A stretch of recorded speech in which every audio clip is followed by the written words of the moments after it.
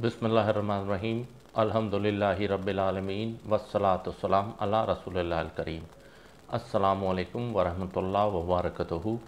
Dear brothers and sisters in Islam, this is my 12th lecture in the series of the real incidents of Karbala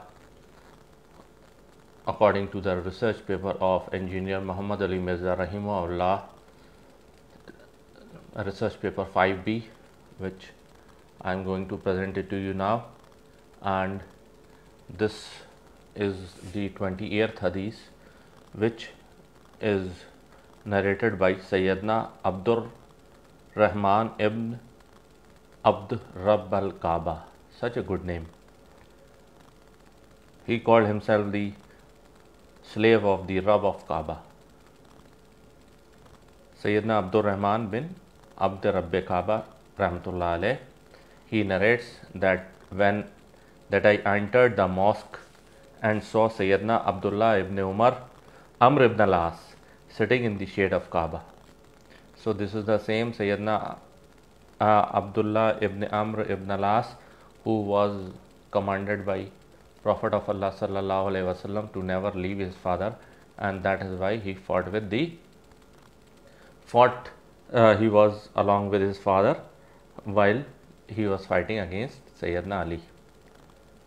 So he was sitting in the shade of Kaaba and the people were gathered around him. I came and sat down with him. He said, once we were with the Messenger of Allah sallallahu alaihi wasallam on a journey and we made a stop. Some of us began to repair tents and some of us competed in shooting arrows. So they were a militia group, and they were into fighting. They were going for a war.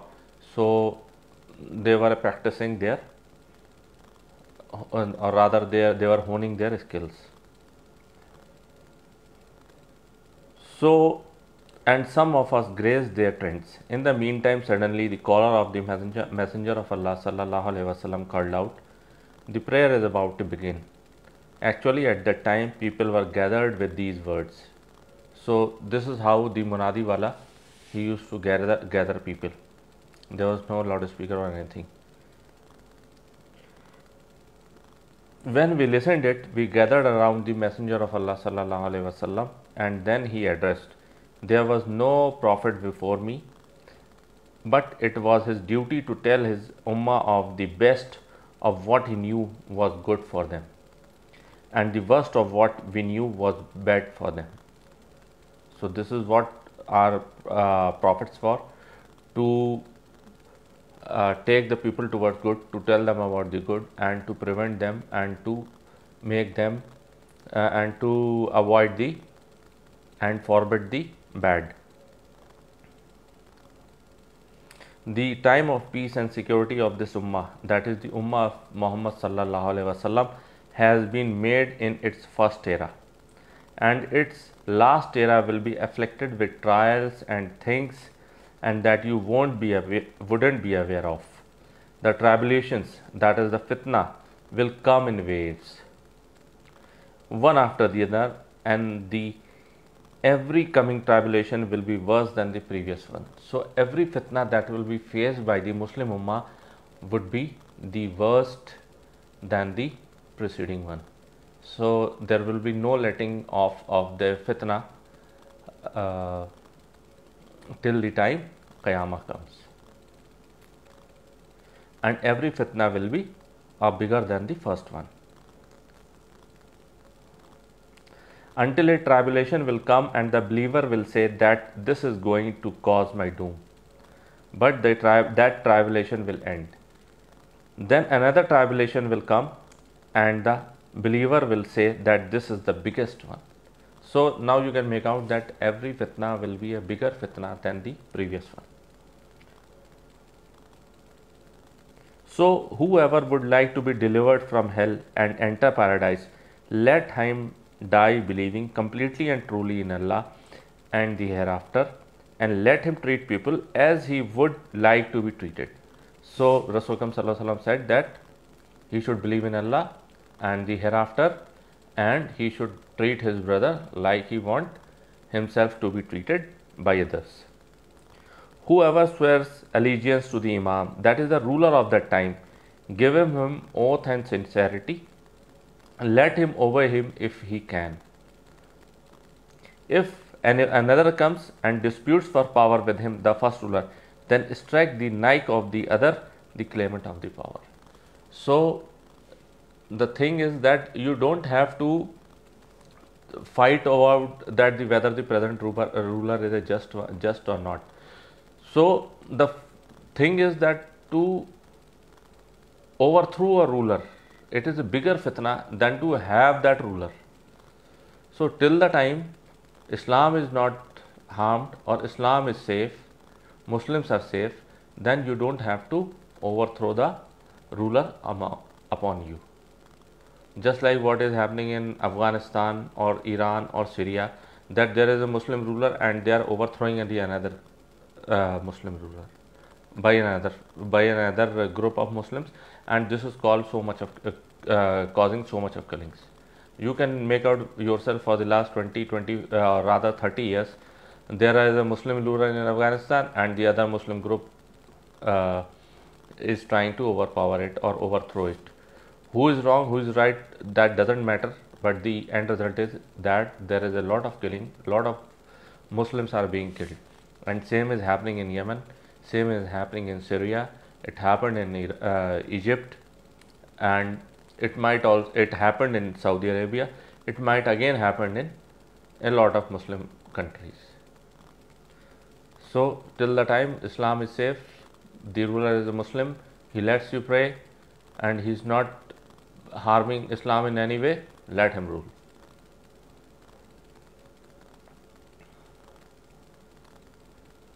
And Prophet ﷺ says that if there is a ruler, don't let another ruler come.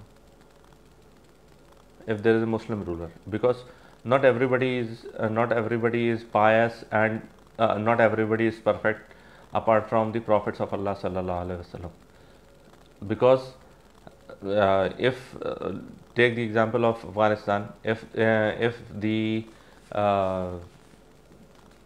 communists were that bad, just like them was Najibullah, just like them was Taliban.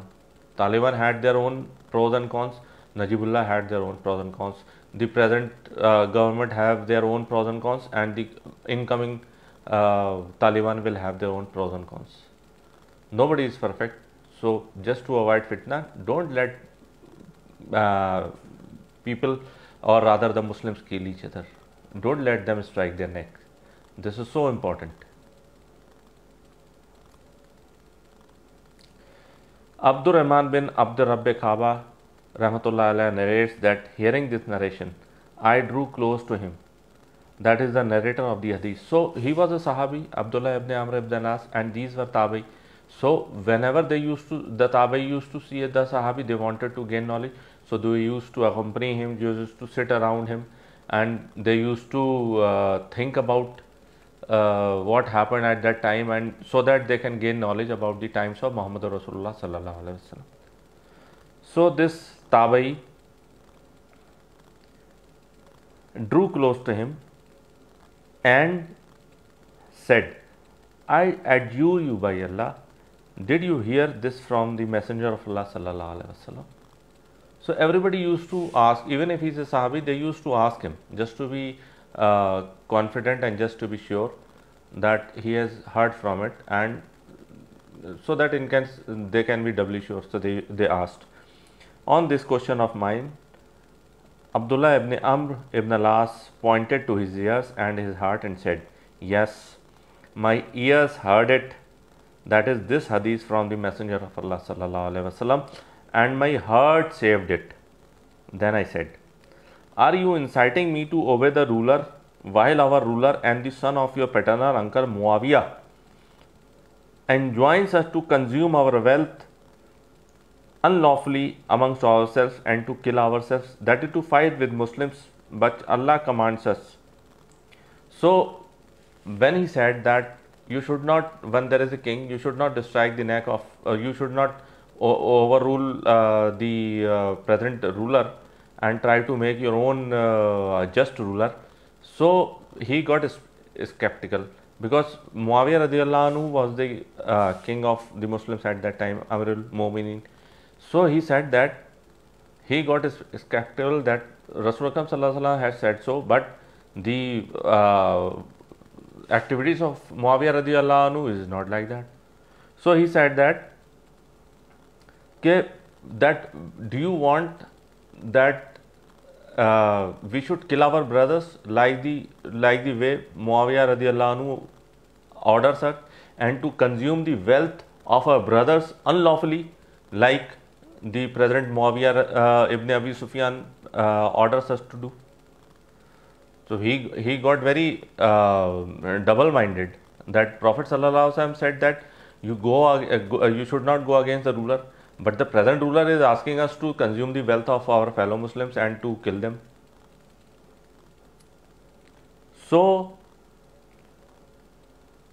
he says that Allah commands that, O you who believe, eat not upon your property upon yourself unjustly, except be a trade amongst you by mutual consent, and do not kill yourself. Surely Allah is most merciful to you. Surah An-Nisa, ayat number 29. So this is what he said. He quoted the verse of Quran that Allah is saying in the Quran that do not kill your brethren and do not consume their wealth. But the present ruler Muawiyah makes us do that. He makes us do kill the Muslims and to usurp their wealth. Hearing this question of mine, he, that is Sayyidina Abdullah ibn Amr, while remained silent for a while, and then he said, obey Muawiyah in that which is obedience to Allah, and disobey him in that which is disobedience to Allah. And this is a hadith from Sahih Muslim 4776. And this is not, again I repeat, this is not Kahani Sharif. This is the apprehension of a Tabi'i that the present ruler Muawiyah ibn Abi Sufyan is making us kill the other Muslims and to snatch away illegally their wealth. So what should we do? So Sayyidina Amr ibn al-As, he said that don't do it and obey Muawiyah till the time he is following the tenets of Islam, and if he tells you to go against Islam, then don't listen to what he says and don't obey him. So these were the situations, and again I want to say, this is not Kahani Sharif, this is Hadith Sharif of none other than Abdullah ibn Amr ibn al-As. So coming on to another hadith, Sayyidina Abdullah bin Buraida rahmatullah alayhi narrates that I entered on Muawiyah with my father Buraida. Then Muawiyah made us sit on a mattress, that is carpet. Then food was brought to us and we ate. Then a drink was brought to us, and Muawiyah radiallahu anhu drank, and he offered that utensil of the drink to my father. And he, Sayyidina Buraida, said, I never drank this drink from the time the Messenger of Allah sallallahu alaihi wasallam has forbidden it. Na'uz billah min dhalik. So that was alcohol. And Muawiyah ibn Abi Sufyan drank that, but the another Sahabi of Rasul, he said that I have given up my habit of drinking such a drink after the time Prophet sallallahu alaihi wasallam has forbidden me to drink. Na'uz billah min dhalik. Then Muawiyah said, I was the most beautiful man of Quraysh with smart teeth, and I did not enjoy anything other than milk and the good storyteller in the days of my youth. So he just specified because he had a Sahabi of Rasul with him and he chided him.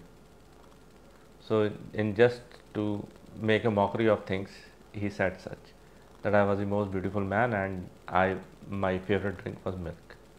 But at that time he was not drinking milk.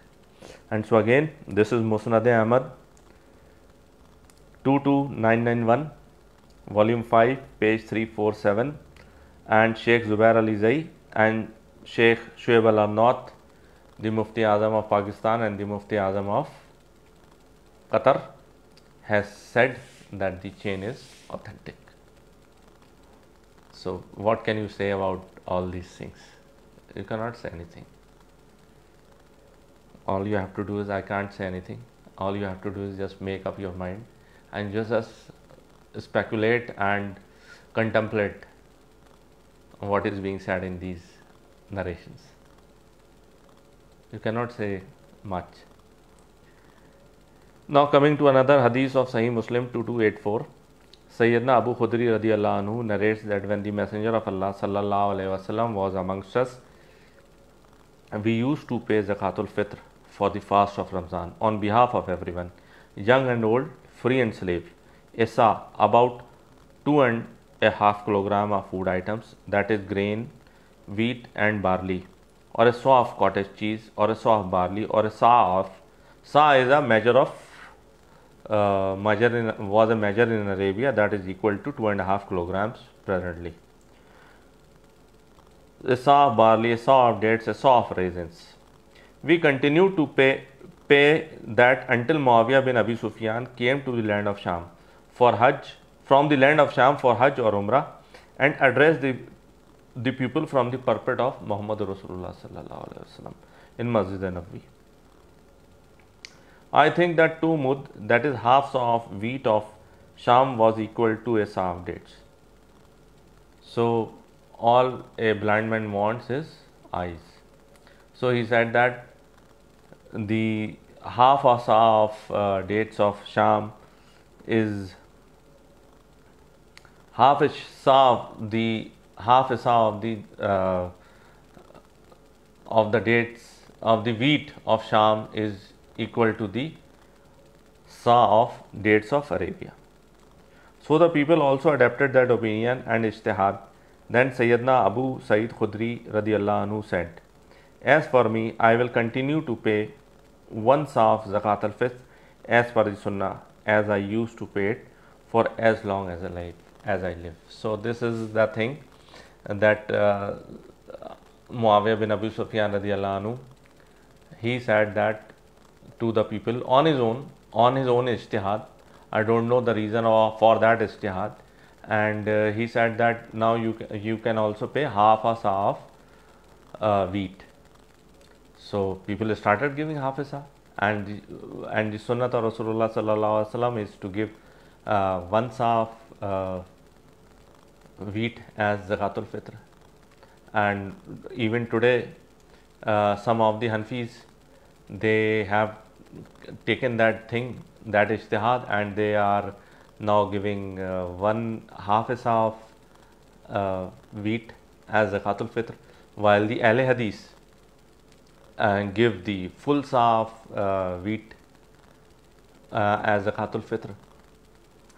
And on the mimbar, and from the mimbar, the Ahle Hadith they chide the Hanfis and say that these people have done a bidat and they are giving half a saw of wheat, but then they forget that who started that. Because now they have, some of them have adopted this person Muawiyah bin Abi Sufyan as the godfather, as their beacon. So they don't say that this bidat was started by this fellow, but they chide Hanfis for doing that. Both are wrong. If they are chiding the Hanfis because of that, then they should also say, tell who started this bidat, but they hide that fact and they keep on chiding the Hanfis. Both are wrong. Wallahu alam. Coming on to another hadith number 31, and this is again from Sahih Muslim 4061. Sayyidina Abu Qilaba rahmatullah alayh narrates that I was in Sham in the academic gathering of Sayyidina Muslim bin Yasar rahmatullah alayh. Abu Ashad came. Then people started to say, Abu Ashad came, Abu Ashad came. The people expressed pleasure on his arrival.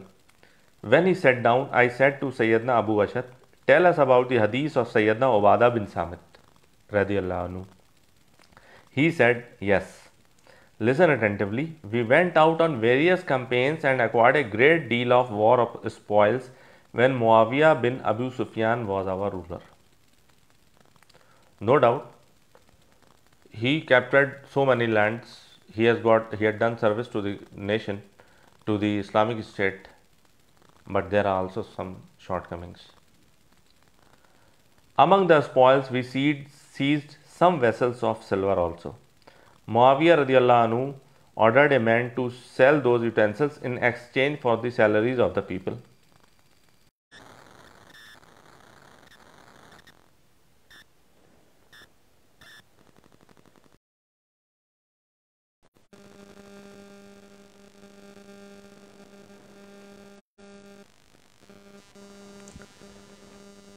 Sorry that electricity has gone.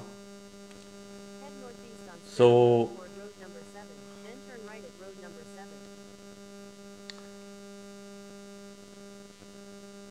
Muawiyah radiallahu anhu ordered a man to sell those utensils in exchange for the salaries of the people. The people hastened to buy them. When the news that reached Sayyidina Ubadah bin Samit reached, he objected this and said repeatedly, I heard the Messenger of Allah sallallahu alaihi wasallam was forbidding the sale and purchase of gold for gold, silver for silver, wheat for wheat, barley for barley, dates for dates, and salt for salt, except everything of it should be equal for equal, same for same. Whoever adds something more or asks for something more in weight, he has engaged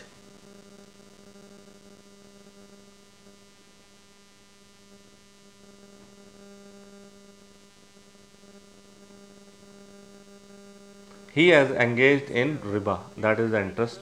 So upon listening, the people returned the vessels of silver what they have purchased. When the news of that reached Muawiyah, he also delivered a speech and said, what is the matter with these men who narrate a hadith from Messenger of Allah sallallahu alaihi wasallam when he did not hear from him while we were also present in this meeting?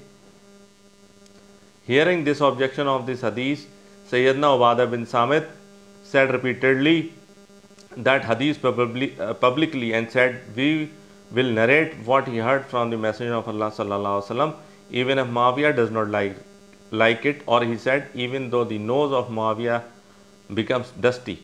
So I do not care if I, because of this voraciousness, do not join his troops on the dark night. So this is what he said. He said, Sayyidina Ubadah bin Samit, he said that this, whatever he has done, by saying that if you want your salary, just take away the utensils. So if a person takes away the utensils instead of the salary, instead of the coins, then it would be just as an assumption or an estimation of his salary. So he would be, some people might be taking more than their salary, and some people might be taking less than their salary. So this would this will cause lot of confusion. And Prophet sallallahu alaihi wasallam has prohibited that wheat for wheat, barley for barley, dates for dates, gold for gold, silver for silver should not be traded. And he was doing that. So Sayyidina Ubadah bin Samit, he got angry and he said that, may your nose be in the dust, and I do not care if I leave your troops, leave your group in the middle of the night because of what you are doing, which is against the tenets of Islam and which are against the commands of Prophet of Allah sallallahu alaihi wasallam. So there were people, there were Sahaba Karam who used to object to what he did, but certainly this might be because of ignorance, and it cannot be because of ignorance, because if that was because of ignorance, then when he was corrected, he should have listened to that Sahabi. And Ubadah bin Samit is not a small Sahabi, he's a big Sahabi and he's of great stature. So what he did not listen to him and kept on with what that was against Islam. So wallahu alam, and sorry for the electricity because today there was a storm in Bareilly and my inverter and my electric supply and my generator are all off. So bear with me, and I hope that due to this lack of electricity you might have got the at least the audio, and though in a garbled way, but inshallah I'll just try to complete this again tomorrow. If I see that the video is not okay, or my voice is not okay, or the video is broken in few is broken up, so bear with me. Wallahu alam, jazakumullahu khair. Subhanakallahumma wa bihamdika nashhadu an la ilaha illa nastaghfiruka wa atubu ilaik wa ma alayna illa al balagul mubin. Jazakumullahu khair.